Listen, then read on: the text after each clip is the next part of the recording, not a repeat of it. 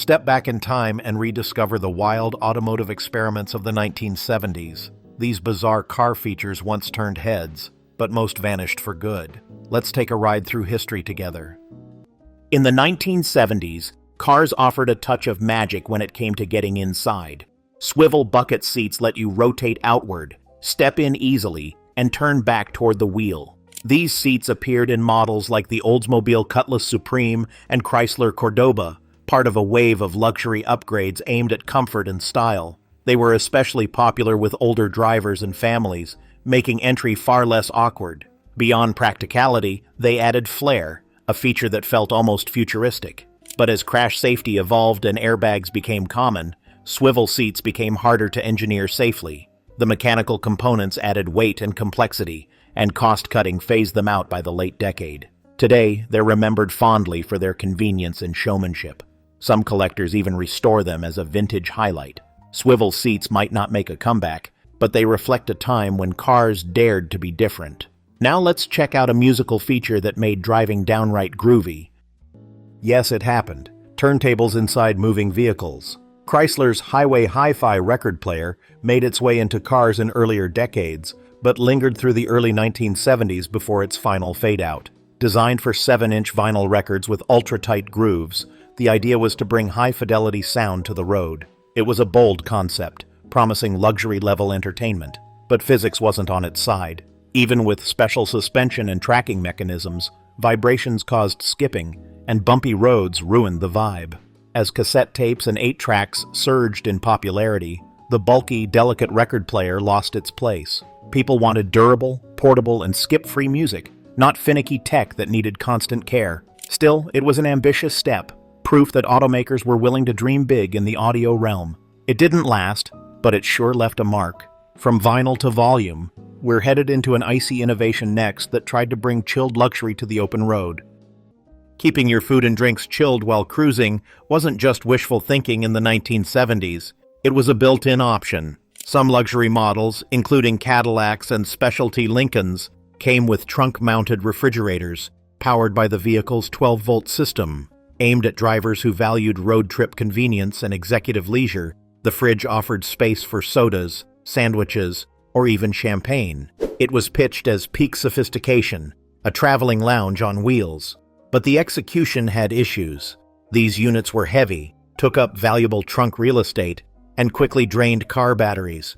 In most cases, they didn't cool all that effectively either. With portable coolers offering a cheaper, more efficient solution, automakers quietly retired the feature. Today, built-in car fridges are rare even in modern luxury vehicles. Still, the trunk refrigerator remains a symbol of the decade's love of excess and experimentation. But before we cool off too much, get ready for a return to velvet luxury in the next feature. If you sat in a 70s luxury car, odds are you were wrapped in velour everywhere. Plush velour wasn't just for the seats. It extended to door panels, headrests, and even the dashboard. Automakers like Buick, Chrysler, and Pontiac leaned into the trend, offering deep shades like burgundy, olive green, and chocolate brown. The look was indulgent, like driving your living room. It fit the disco era's flair for texture, color, and a lounge-like experience. And it was soft, impossibly soft. But velour wasn't built to last. It faded in sunlight, collected dust, and wore out quickly in high-contact areas. As cleaner, more durable materials like vinyl and leatherette came into fashion, velour quietly disappeared from showrooms by the 1980s. Still, for those who remember it, velour evokes a sensory nostalgia, plush, cozy, and undeniably bold. While it's unlikely to return in mass production, it remains a fun oddity in classic car interiors. In 1974, new federal regulations gave drivers something unexpected: an obnoxiously loud seatbelt buzzer. These weren't friendly reminders, they were harsh, piercing alarms that wouldn't stop until you buckled up. Some cars even locked out the ignition until the belts clicked. The idea was to promote safety, as seatbelt usage at the time was shockingly low, but drivers hated it. Many found ways to bypass the system, clipping in dummy buckles, pulling fuses, or disconnecting the wires entirely.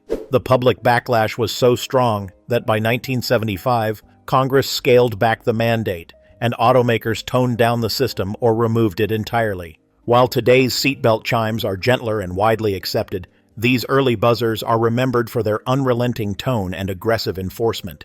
Still, they mark the beginning of a shift towards serious safety standards in cars.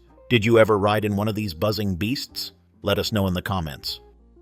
In a decade obsessed with futuristic vibes, the digital ribbon speedometer looked like something straight out of Star Trek. Instead of a traditional spinning needle, this display used a horizontal strip with numbers that moved behind a window, kind of like a ticker tape. Models like the Oldsmobile Toronado and Dodge Aspen featured this quirky design. The appeal? A high-tech look that screamed progress, plus a cool factor that analog dials just couldn't match. However, the novelty wore off quickly. The moving ribbons were difficult to read at a glance, especially while driving at high speeds, and they were prone to mechanical failure. By the end of the 70s, most manufacturers had quietly returned to analog dials for clarity and reliability. Today, ribbon speedometers are remembered more for their oddball charm than function. They may not have revolutionized dashboards, but they sure made a statement. But before we move on, let's look at a car feature that could change the shape of your entire ride.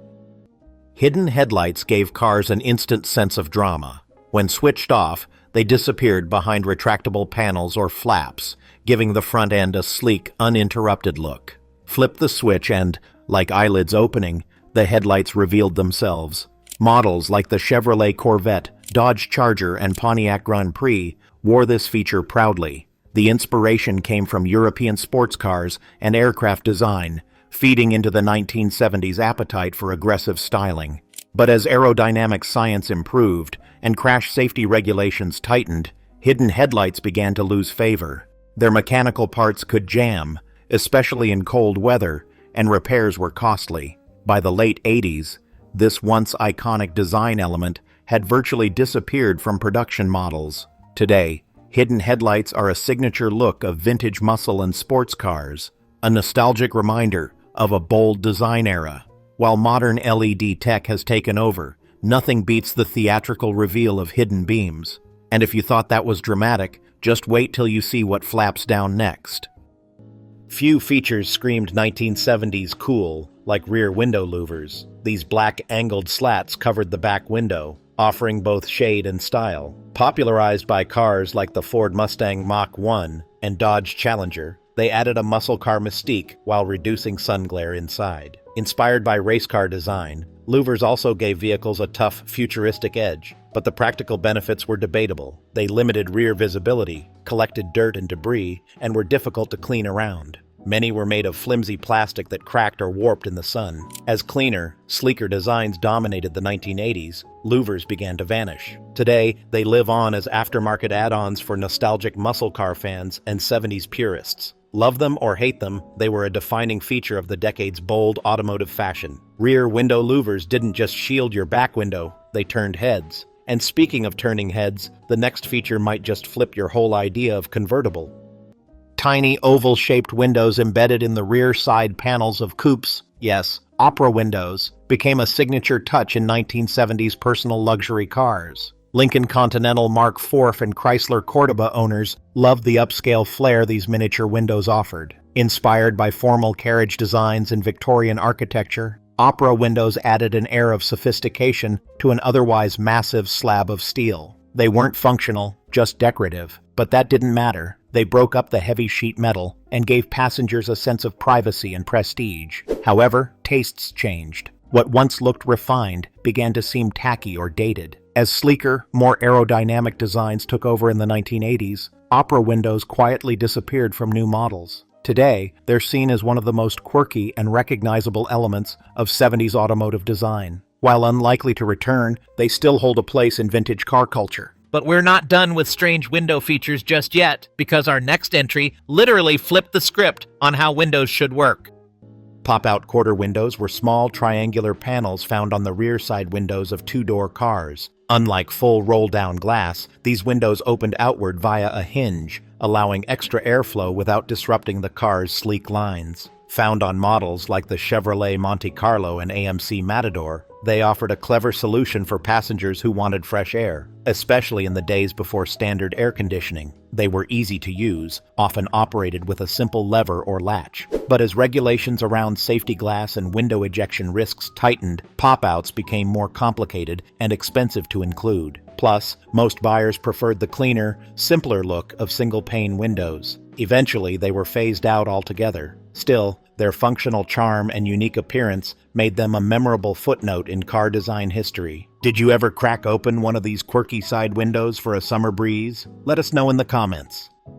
In the 1970s, some cars gave you a new place to check your blinkers, right on top of the fenders. These small, jewel-like indicators were mounted at the front corners of the hood, directly above the wheel wells. Found on models like the Cadillac Eldorado and Lincoln Town Car, the fender-mounted turn signal repeaters were designed so the driver could easily see from inside the cabin whether a turn signal was active. For long hood sedans with poor visibility, it was a handy reference. They also added a touch of high-end tech with little chrome bezels and colored lenses. But as dashboards evolved and signal indicators became brighter and better placed inside the cabin, the fender lights lost their purpose. They added cost and complexity without real necessity. By the 1980s, they'd mostly vanished from US cars, though they stuck around in Japanese imports for a bit longer. Still, they're a charming nod to an era of quirky visibility solutions. Now let's talk about styling that started before the car even opened.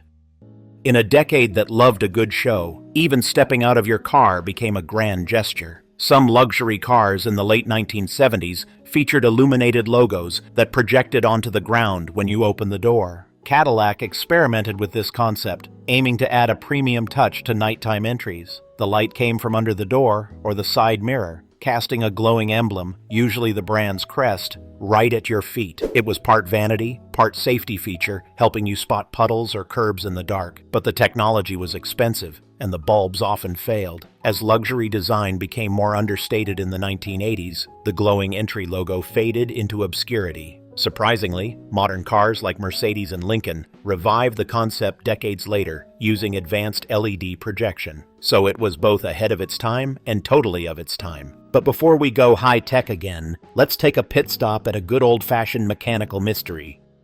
Back in the day, high beams weren't controlled with a stalk or button. They were activated with your foot. Floor-mounted dimmer switches, found in countless 1970s vehicles, were typically located to the left of the brake pedal. Tap your foot, and your headlights would switch from low to high beam. It was simple, tactile, and kept your hands focused on steering. This feature had been around since the 1940s, but was still widespread in the 70s, appearing in everything from pickup trucks to luxury sedans. Drivers appreciated the direct control and mechanical feel. However, as more functions migrated to the steering column, wipers, turn signals, cruise control, the dimmer eventually followed. By the early 1980s, nearly all manufacturers had relocated the switch to a stalk behind the wheel. Today, the floor dimmer is long gone, but many enthusiasts remember it fondly as a bit of mechanical magic underfoot. Up next, we'll explore a headrest idea that offered both privacy and personal flair. One of the strangest luxury trends of the late 1970s, embroidered headrests. Drivers could order cars, especially from Chrysler or Lincoln, with their initials, logos, or even zodiac signs stitched directly into the headrest upholstery. It was a feature that blended personalization with plush styling. Think rich velour or leather seats adorned with monograms in gold thread. The option was marketed as ultra premium, a way to make your ride unmistakably yours. Some even came with custom pillows or matching floor mats. But the concept didn't age well. As tastes shifted to cleaner interiors, and as mass production ruled the industry, personalized embroidery became more trouble than it was worth. It made resale difficult and often clashed with evolving style trends. By the 1980s, this once glamorous touch was phased out entirely. Today, they're rare collector's details that scream 70s swag. Want to make your ride feel like a private jet again? This forgotten flair might be the ticket. Let's move on to a rear seat trick that turned heads and reclined them too. Luxury sedans in the 1970s didn't just pamper drivers. Rear passengers got the royal treatment too. One standout feature? Power reclining rear seats. Found in high-end models like the Cadillac Fleetwood Brougham and Lincoln Continental, these seats offered adjustable backrests, controlled by discrete switches in the armrest. It turned the rear bench into a lounge space, perfect for long drives or chauffeured trips. The idea was borrowed from limousines and filtered into top-tier consumer models as a way to promote first-class comfort. But it came with issues: added weight, limited legroom, and high maintenance costs. Most buyers never used it enough to justify the extra complexity. As automakers shifted focus to front seat innovations and fuel efficiency, the reclining rear seat quietly vanished. Still, it remains a golden-era luxury flex. Did you ever ride in the back and kick back like a VIP? Let us know in the comments.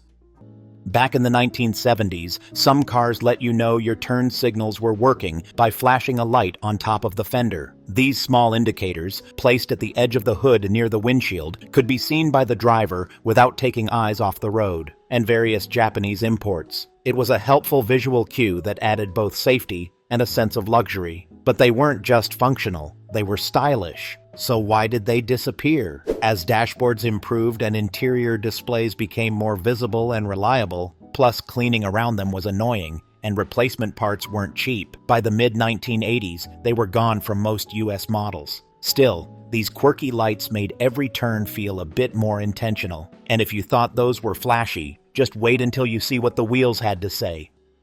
Imagine driving down the road and your wheel hubs are glowing. Yes, glowing. In the 1970s, some concept and limited edition vehicles featured illuminated center caps that lit up while the car was in motion. These were often fixed logos, backlit by small bulbs or fiber optics that appeared stationary while the wheels spun around them. It was a short-lived but flashy gimmick, usually reserved for show cars or dealer-installed upgrades. Cadillac and Lincoln flirted with the idea to elevate the look of luxury. While undeniably eye-catching, the practicality was questionable. They required delicate wiring and frequent bulb replacements, and they added cost without improving performance. As lighting technology evolved, manufacturers dropped the idea in favor of more subtle accents. Today, high-end brands like Rolls-Royce have revived the concept using modern tech. But in the 1970s, it was pure bravado. It's a glowing reminder of a time when even your wheels needed to dazzle. But the glow doesn't end here. Just wait till you see what pulsed beneath the hood. Car trouble at night? No problem. Just reach under the hood and pull out Grandma's secret weapon, the retractable engine bay light. Some 1970s vehicles, particularly larger American sedans and trucks, came equipped with a built-in work light in the engine compartment. But this wasn't just a bulb. It was attached to a long, retractable cord you could extend and use anywhere around the car. Need to check a tire? Light up the battery? This glowing helper had you covered. The feature was meant for practicality, catering to drivers who worked on their cars themselves. But as underhood space shrank and roadside assistance became more accessible, these lights were deemed unnecessary. The cords often tangled or broke, and few owners used them regularly. By the 1980s, the feature was discontinued. Still, it was a thoughtful touch for the hands-on car owner. But before we reach the finish line, let's take a look at two final features that truly define the era's excess.